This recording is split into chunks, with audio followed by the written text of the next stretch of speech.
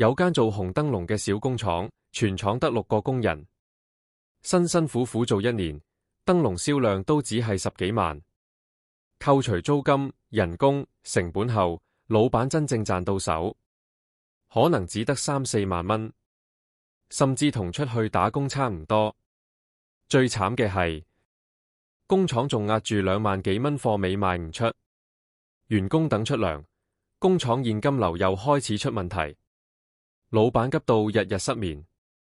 後來佢開始研究大量互聯網行銷同商業模式，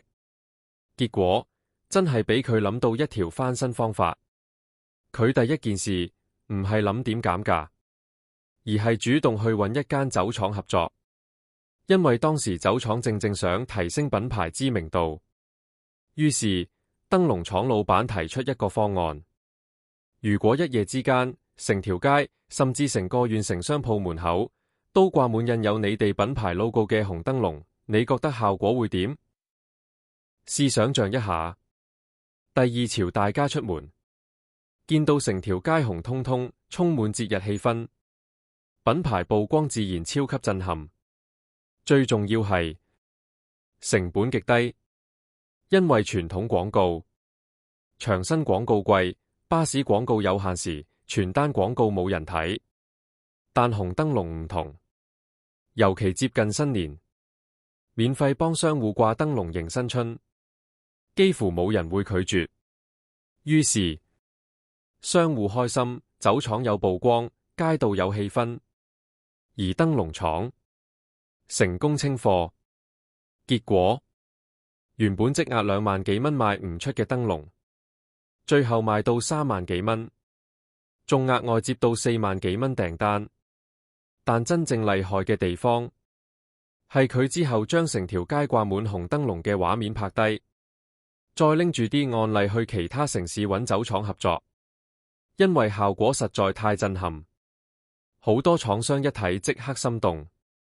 結果佢每去一個地方，幾乎都成功接單。唔到年底，工廠營業額已經超過80萬。甚至超越過去5年收入總和。呢個故事最值得學嘅，其實唔係賣燈籠，而係真正會做生意嘅人，從來唔只係賣產品，而係懂得重新定義產品價值。原本燈籠只係普通節慶用品，但當佢將燈籠變成城市氣氛、品牌曝光、節日行銷，產品價值就完全唔同。行銷就是如此簡單。曾經講過，做生意真正重要嘅，未必係你有幾好產品，而係你有冇能力盤活資源，借力使力，設計出一個令人無法拒絕嘅方案。因為當你開始由賣產品升級到賣價值、賣效果、賣解決方案，你嘅生意模式就會完全唔同。